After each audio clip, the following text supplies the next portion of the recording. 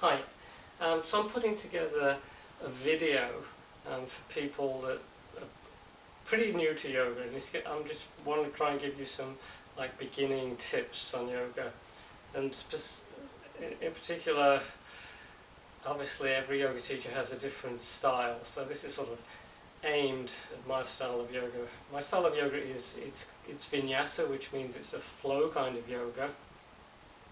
So usually my yoga classes, I usually start off seated. We do a few gentle stretches. We'll warm up the body a little bit. We do what's called sun salutations, or the flow, Surya Namaskar. And then the flow helps us to warm the body up, ready for deeper stretches. But I'm just going to start off giving you a few tips. So usually at the beginning of a class I'll start off in a seated pose. Not always. Sometimes I'll start off on my back, sometimes in child's pose, but usually in a seated position. In the seated position, you want to sit with a nice tall spine, getting length in the spine. You want a neutral back. So we've got that nice little natural arch in the lower back. A lot of times people will sit like this. They don't think about how they're sitting. So they're sort of slouching like that. So you want to use those deep muscles, pelvic floor muscles, to get those hips forward, to get that natural curve in the lower back. If that's challenging because your hips are tight, sometimes the block helps. If you don't have a block, you could use maybe some books, use the old dictionary. Having the hips higher than the knees helps you to get the hips more forward. It's a little bit less effort to get that neutral back. So we're sitting here, long spine. Chin is parallel to the ground ideally, or slightly tucked, head back. And then we're broadening across the collarbone. And we're just going to rest the hands on the knees. You can have the palms down or the palms up. Quite often people will make a circle with the thumb and the index finger, just resting the back of the hands on the knees. So get yourself in a nice seated, comfortable seated position. If you'd rather sit Japanese style, that's fine. And Japanese style, again, we use the block. And we have the block, it's just sitting on the block, but we're on the knees like this. Usually, I wouldn't recommend sitting like this too long. If you're meditating, sitting cross-legged is fine. It's probably preferable. One important aspect of yoga, especially the vinyasa or the flow yoga, is the breathing. Normally we'll breathe in and out through the nose. So let's practice a little bit of breathing. I'm going to keep my eyes open, but quite often you can close the eyes while you're doing the breath work. So we're going to breathe in through the nose, fill the lungs, expand the ribs. Exhale through the nose, make the exhale just as long as the inhale. Inhale. Exhale. Just keep going at your pace with the breath.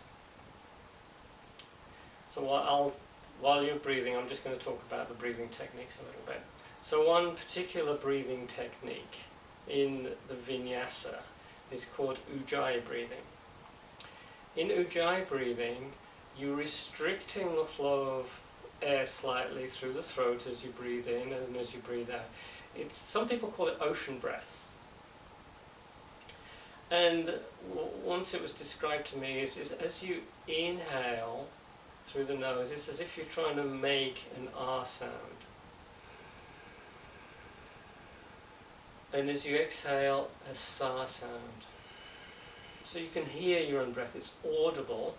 It's not like it's super loud, but you can hear your own breath. And if you're in a room with other people, you can probably hear the people close by breathing as well.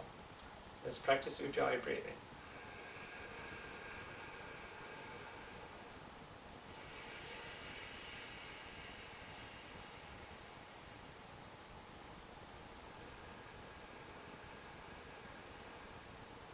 So the breathing is important.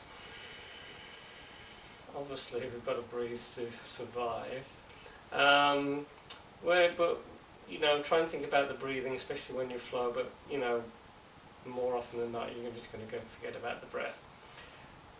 A couple of things though: don't hold your breath. Try not to pant.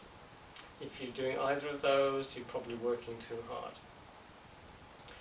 Another thing with the breath, also we move when we're doing the flow. We're moving with the breath. We're trying to synchronize the breath with the movement.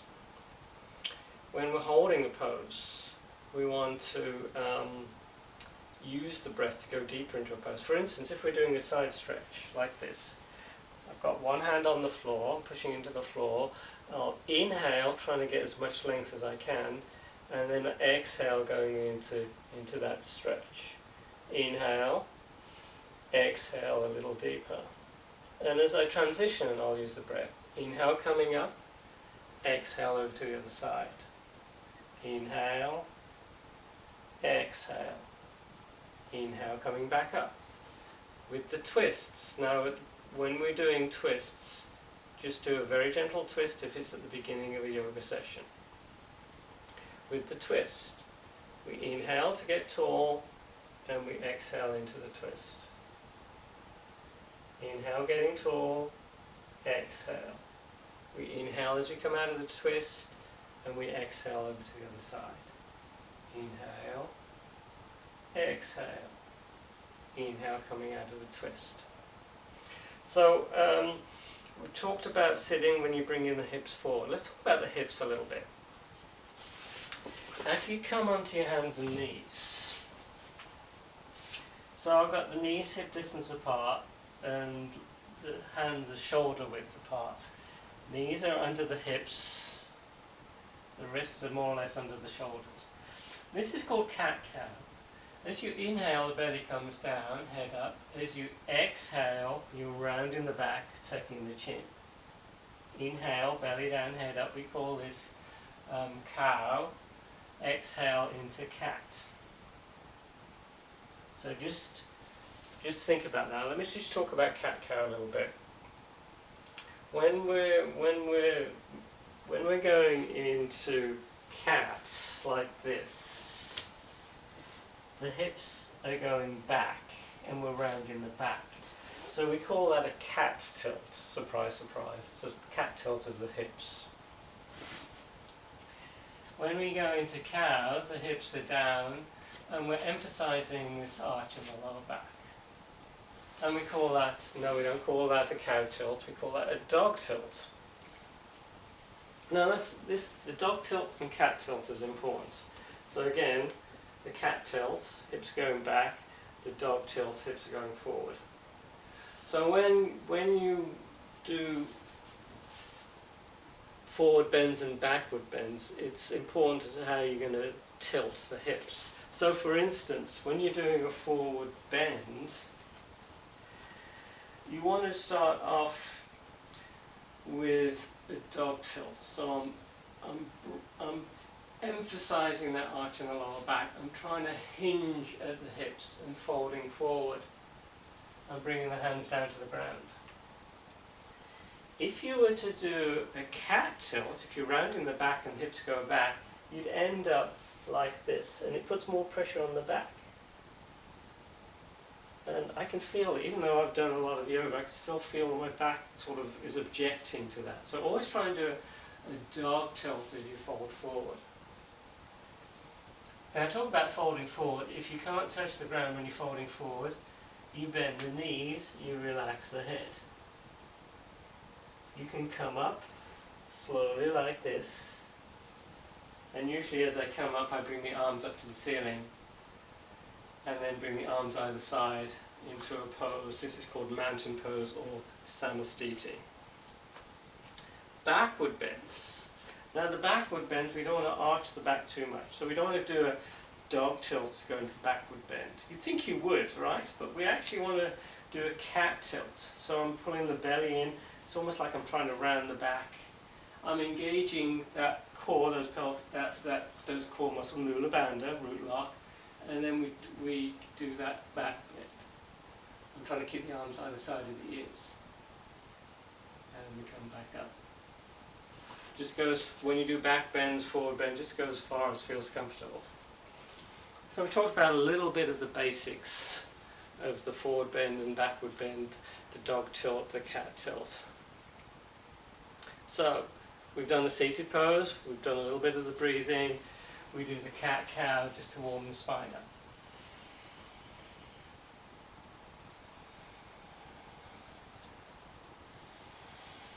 So the cat-cow, I describe it as like a wave-like motion, and the wave is starting from the base of the spine, working its way through into the neck. It's a good way to warm the spine up. You're trying to get a little bit of a space between the vertebrae. It's almost like you're trying to oil those joints.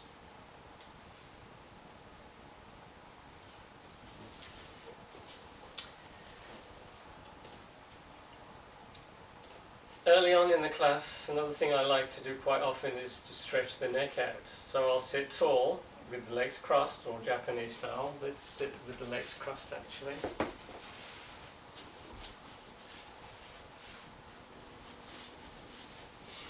And I'll start off just resting the hands on the legs, and I'll bring one ear to one shoulder. And usually I hold this for about 4 or 5 breaths. I'm just going to go quickly, I don't want this video to take forever. So I'll hold that for about 4 or 5 breaths, I'll inhale up, and I'll exhale to the other side for 4 or 5 breaths.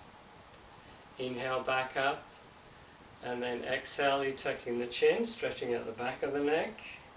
Take a few breaths here. Inhale up, exhale, taking the head back. Inhale back to neutral. Now talking about taking the head back, you always take the head back slowly, never jerk the head back. Don't take it back if you've got any issues with the neck. Talking about staying safe is always take care of yourself. Don't do anything that doesn't feel right. Don't do anything that hurts. I'm not saying don't put effort into it. I'd like you to put effort into it, but don't use force. Effort is fine, but not force, okay? Then you'll stay nice and safe.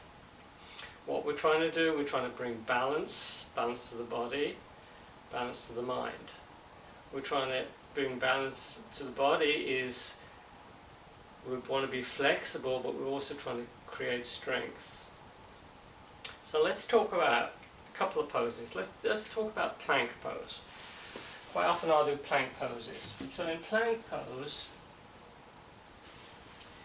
we want to stack the shoulders over the wrists, and we're stacking the heels over the toes.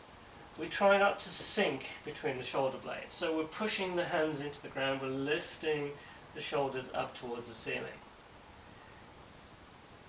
You don't want to ever drop the hips like this. This puts pressure on the back.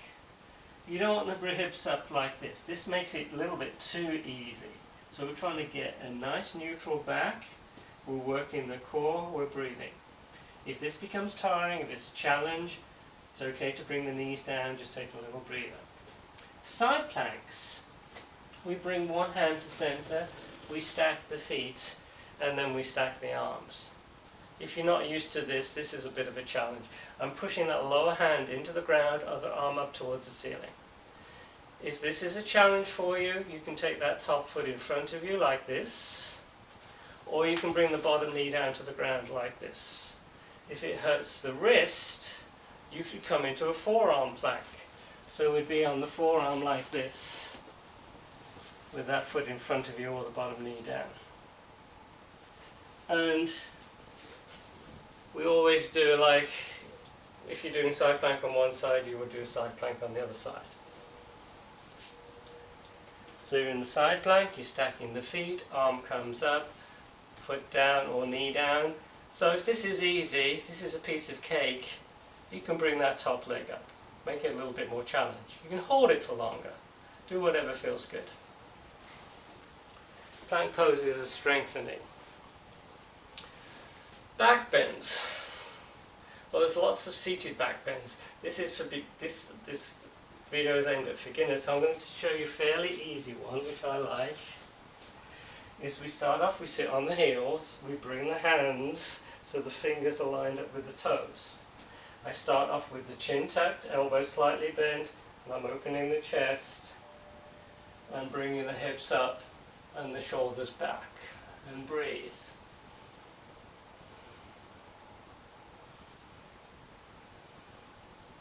And I'm slowly bringing the hips down.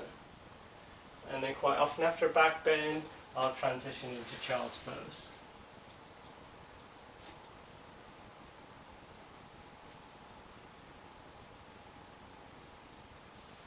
So child's pose, you're stretching at the top of the feet.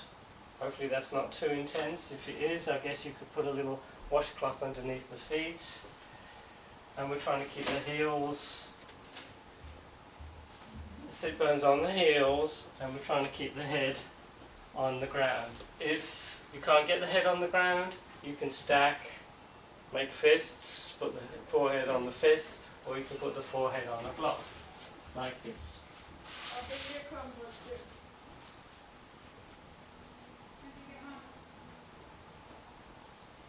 And then we slowly come out of child's pose. So another in the vinyasa in the yoga flow, we transition a lot from one pose to another, and I think one of the most important poses in the vinyasa is downward facing dog. So let's play around with that. We start off on our hands and knees. And then I bring the hands slightly forward. So this is a good distance between the hands and the knees to start off. When you come up, keep the feet where they are on the mat. Try not to take the feet back. So we're lifting the hips up and we're taking the hips back. So what we're trying to get here is an upside down V shape. So the top of the V are the hands and the feet, the bottom of the V are the sit bones. So here we're really pushing every single finger, especially the thumb and the index finger, into the mat. And we're pulling the armpits towards the ground. You're looking between the legs. The legs, feet are hip distance apart, the feet are parallel. So I'm working a lot with the arms. I'm trying to get that back neutral. If you find your back is rounded, you can bend the knees like this, but eventually the feet are going to come to the ground. Probably beginners, you're going to have the knees bent. You're going to be a little bit more like this. Downward facing dog. After downward facing dog, we look forward, we walk forward between the hands. We inhale halfway up, we exhale folding forward. You can bend the knees, inhale as you come up into a standing pose. Exhale into Samastiti. This is one of the basic yoga poses, a standing pose. We call it Tadasana or mountain pose. If you have the palms facing forward, it opens the chest. Once you've got that chest open, you can relax the hands a little bit, but keep that opening of the chest. The back is neutral, you're breathing. So I'm going to demonstrate as what's called Sun Salutation A, Surya Namaskar A. We start at the front of the mat. We have the feet parallel, feet can be together typically, or hip distance apart. I like the toes touching. Inhale, we sweep the arms up, we look up towards the ceiling. Exhale, we fold forward and down, trying not to hit your head on the rail of the bed. Inhale, we come halfway up. Let's just hold it this. Normally we just come halfway up.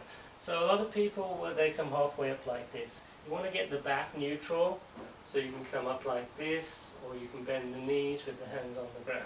So let's try that one more time. Sun Salutation A. Inhale, sweeping the arms up. Exhale, folding forward and down. Inhale, we come halfway up again.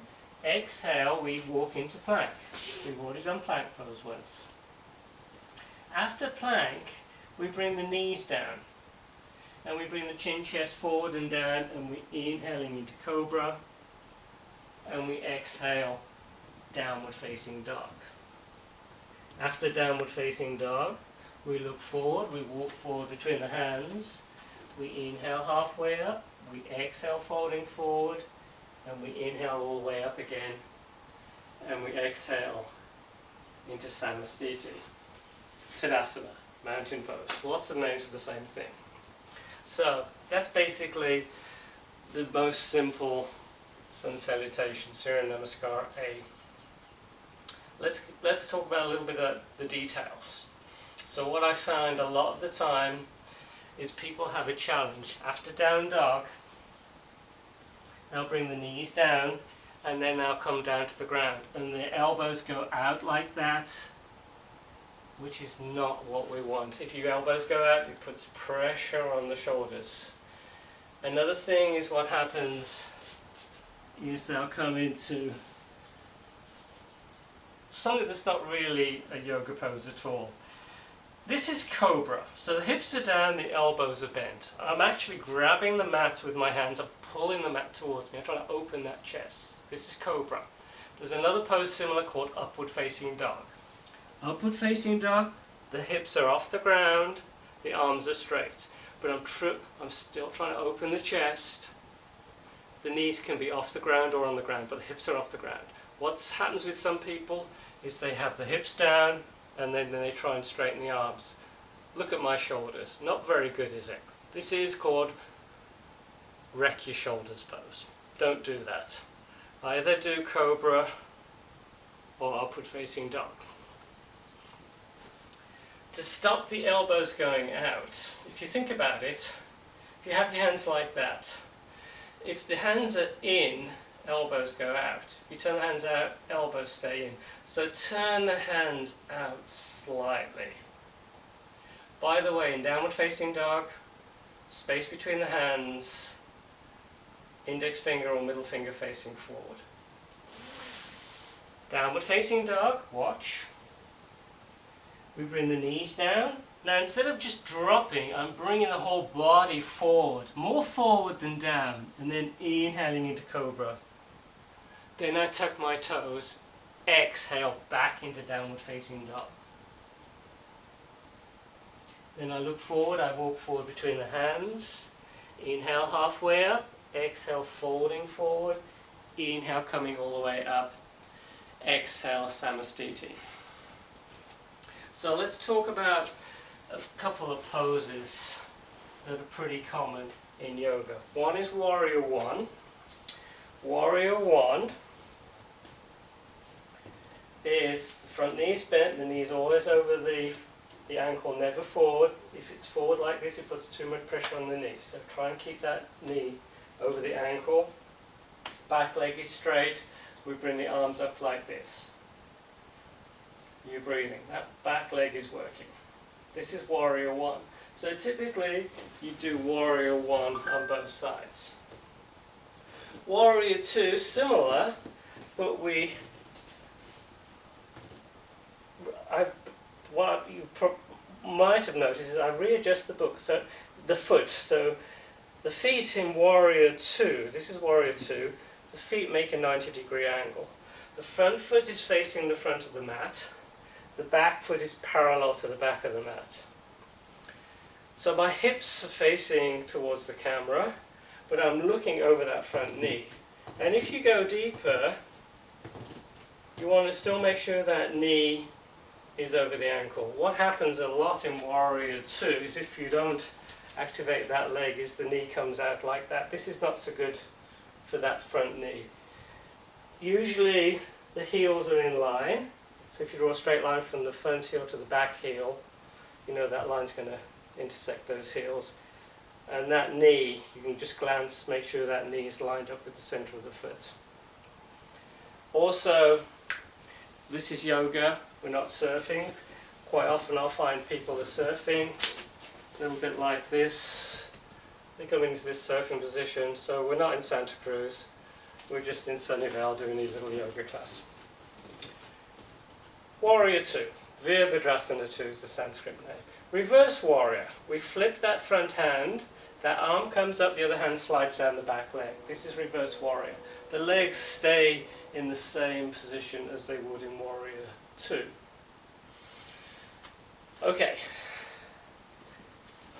we've done Warrior 1, we've done Warrior 2, we've done reverse warrior. Another typical standing pose is trikonasana. Feet apart, just like in the warrior poses, but this time both legs are straight. You've got that hinge at the top of the femur. So we're going to hinge, and we bring one hand down, the other arm up. So we're stacking the arms. We're looking up.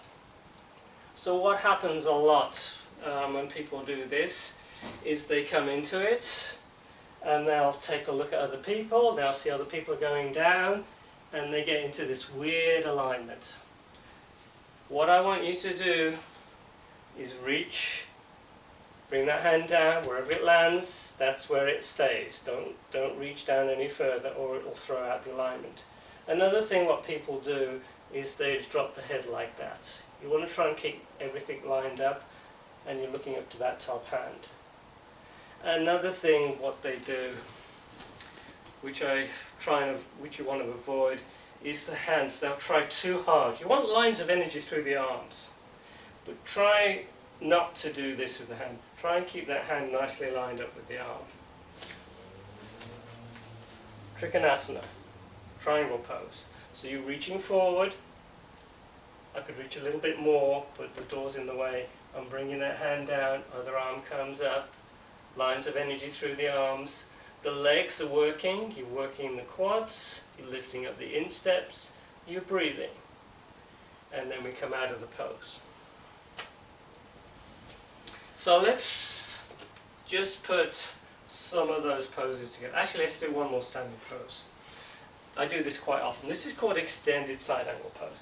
Again, the legs are like they were in Warrior 2, but we bring the forearm onto that front leg, and we sweep that other arm up. So this time it's a straight line from that top hand through the shoulder, through the hip to that back foot. And you're looking up towards the ceiling. And of course you've got to do it on both sides. So let's put it together in a flow. Because as I say, my teaching style is vinyasa, so we flow from one pose to another. I'm going to move a little bit further back so I don't bump into the bed. We come to the front of the mat. Inhale, we sweep the arms up. Exhale, we fold forward and down. Inhale, halfway up. Exhale, we plant the hands, we come into plank. So this is a different sun salutation. Knees down, chin, chest forward and down. Inhaling into cobra. Exhale, downward facing dog. Now sometimes I'll bring one leg up into extended down dog, like this. Inhale into extended down dog. Exhale, you sweep that foot through, you readjust the back foot, you come into Warrior 1. You're inhaling into Warrior 1. Maybe we stop in Warrior 1 for a breath or two. We exhale into Warrior 2. Sometimes I'll just do one breath per pose, but we're holding the poses a little bit longer. Reverse Warrior, and then extended side angle pose. And then we go back into Warrior 2, we do another reverse Warrior, and then we flow to the other side. We come into plank, knees down, chin, chest forward and down, inhaling into cobra, exhale, downward facing dog. Inhale, left leg up, exhale, we sweep it through, inhaling into Warrior 1, exhale, Warrior 2, inhale, reverse Warrior, exhale, extended side angle. And then we come back, reverse Warrior, and we come back into plank, knees down, chin, chest forward and down, inhaling into cobra, exhale, downward facing dog. And usually we hold down dog for a few breaths before coming forward back into mountain pose. Now one other thing, as you get more proficient at yoga, instead of doing from down dog, the knees down, chin, chest forward and down, and coming into cobra, you could do something a little bit more challenging. You could go into chaturanga and upward facing dog. A little bit challenging. But if that's too challenging, you just do the knees down and then come and chin chest forward and then cobra. Anyway, just to show you, this is the more challenging sequence. Is plank, chaturanga, you're dropping the elbows to 90, you're coming to upward facing dog, and then back into downward facing dog. Usually I'll do the easy, we call that little sequence of vinyasa, by the way. Usually I'll do the easy version at the beginning of the class, and once I've warmed up, I'll do the plank, chaturanga, up dog, down dog. So this basically gives you a feel of the flows that I do. After the flows, I might do some like standing poses. For instance, tree pose, where you're on one foot, you bring the other foot inside the leg. You want it below the knee or above the knee, never against the knee joint. You bring your palms together, open the chest, and you bring your arms up. We might hold that for a few breaths. And of course we do both sides. In this pose, in tree pose, you want to make sure that standing leg is engaged. It's not gripped. You don't want to grip it as tight as possible, but you are working those quad muscles. Another pose is chair pose. We're sitting in an imaginary chair. You bend the knees first, you make sure you can see the toes. If you can't see the toes, you take the knees back and then you bring the arms up like this. If this bothers the shoulders, you lower the arms, you come you bring the palms together. This is how I like chair. Chair twist. You bring one arm outside one knee, you bring the palms together. And you would do a twist on both sides. Back into chair, and then we come all the way up. I like to do lunges. So lunges, they're really nice. You can just have one knee down, the other leg like this, and you want to avoid taking it in the lower back. So if you like this, just try pulling that front foot towards the back knee. That'll flatten the back slightly. Or you won't get so much curve in the back, so it protects the back. So this is a low lunge. You can add a twist here, just like you did in the chair twist. You can bring that back knee off the ground. You can bring one arm down, one arm up. This is a bit of a challenge. So twists are nice. So the twists will stretch out the front of the back leg. To stretch out the back of the other leg, you can start. I tend to walk that front foot forward a little bit, and I'm just straightening that leg out a little bit. So you're getting a nice hamstring stretch. Some people find this a little bit too intense. So another nice hamstring stretch is if you're on your back and you're using a strap. Let's just give that a quick demo. So blocks are useful. Sticky mats, yoga mats are useful, straps are useful. So the hamstring stretch. This is nice because your back is supported. You can bring the strap around the ball of the foot, and you just find, I like to get the leg straight. I'm not feeling any stretch at the moment, but gradually as I pull the leg in closer, I start to feel the stretch. And you can just hold this as long as you like. Usually I'll take, so if it's my left leg, I'll take my left hand, I'll wrap the strap around the hand, then I can get a little more strength. I'm also trying to do more of a dog tilt, get a little gap underneath my lower back. That's the intent, it might not happen. But this is a nice hamstring stretch, your back is supported, it's nice and safe. And of course we would do that on both sides. A nice hip stretch. I call this a figure four. You've got both knees bent, you bring one foot onto the opposite leg and you pull the legs in towards you. So my left leg is on top, my left hand is going through the window of the legs and I'm pulling the legs in. You try not to lift the tailbone up. You're trying to keep the tailbone down, you're keeping the head supported, chin tucked. This top foot is flexed, dorsiflexion. You're not pointing the foot, you're flexing the foot. You're pulling those legs in and you feel a nice stretch here. Hold that as long as it feels good. So this is basically the format of my classes: seated poses, cat-cow. Then we'll do the sun salutations, just a combination of different poses, synchronized with the breath, and joined together. Usually we do a lot of down dog, as you notice, to go from one pose to another pose. Then some standing poses maybe, then some seated poses, stretching the hips out. Also sometimes I will add some core work at the beginning of a class. I won't go into that details now, and sometimes I'll lie on my front body and do some back strengthening exercises.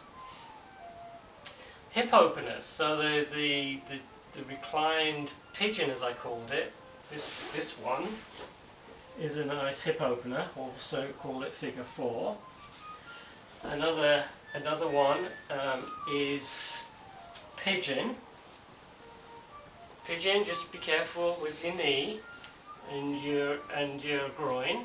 So from downward facing dog, we bring one leg up and we bring that top knee forward. I usually take it close to the outer edge of the mat, but if that's too much on the groin, bring it more to center. The opposite foot is close to the opposite hip. We sit up tall. Let me do the side view like this. We're up tall. I'll tuck the toes of that back foot. I'll grab the mat, walk that foot back a little bit. This is raised pigeon. This is extended pigeon. You can hold that. Usually I will hold that for quite a time, maybe a minute or so you get a nice stretch in the outer part of the hip. Another thing in this pose, I'm just switching sides, you want to keep the hips equidistant to the ground. Quite often I'll see people leaning over like this or leaning over like this. You want to keep those hips equidistant to the ground. If this hip is really high, you can slide a block underneath it or a book or something. And we can add things to it. We can add twists. We can take hold of the back foot, pull the foot in, get a little bit of extra quad stretch and things like that. But this is a beginning class, so I'm not going to go into that detail. Baddha Konasana, another very common pose. If you're new to yoga, if you've got tight hips, what might happen here is the hips are high, your back is rounded. It can be a challenging pose. We want to bring the hips forward, that dog tilt again. We're opening the chest, trying to get neutral back, and we're trying to encourage the knees down to the ground. So it's opening the inside of the hips. If you're one of these people, take the handy block, and you'll find the pose much easier. In Baddha Konasana, the outer edges of the feet connected, touching. The inside of the feet are open, just like opening the pages of a book. So the sequence, what we want to try and get into a class is just what the body can do. So we want to do forward bends, we want to do backward bends, we want to do side bends each side, and we want to add twists. So we've pretty well gone over most of those. At the end of the class, we're trying to just calm the body. So typically we'll end in what's called Shavasana, which is a resting pose. You just come onto your back, you take the feet apart, you bring the arms either side of your palms up, you're tucking the chin, and you just totally relax. You close the eyes, and typically in the class you would be in Shavasana for a couple of minutes. Some classes they'll hold it a lot longer. In Shavasana, you're not controlling the breath. Controlling the breath is what we call pranayama. But you want to try and be aware of the breath. Breathing is natural, is not controlled, but be aware of the breath. Your eyes are closed, you're just going to sink into the ground. Typically after Shavasana, so just imagine we've held Shavasana for a couple of minutes, we'll pull the knees in, we'll roll over to the right side, and we gently come back into a seated position. So we're back pretty well where we started in that seated position. And then we'll bring the palms together, palms to chest, close the eyes, and we take a couple of breaths.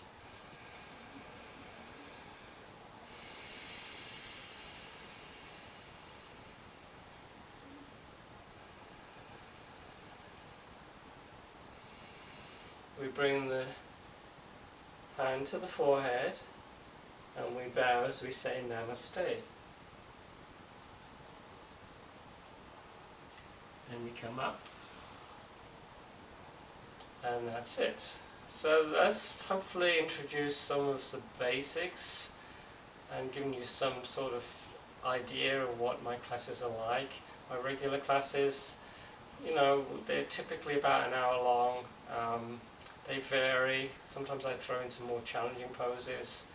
Something like crow, which you could look online, see what crow is all about. It's a hand balance pose. Another thing is called flying pigeon. Occasionally I do peacock pose, but you know, that's, you know, do 6 months of yoga and then you can try doing some more of the advanced poses. Anyway, I hope that helps, and if you can join some of my online classes during this coronavirus period, that, you know, if that helps you, that would be great.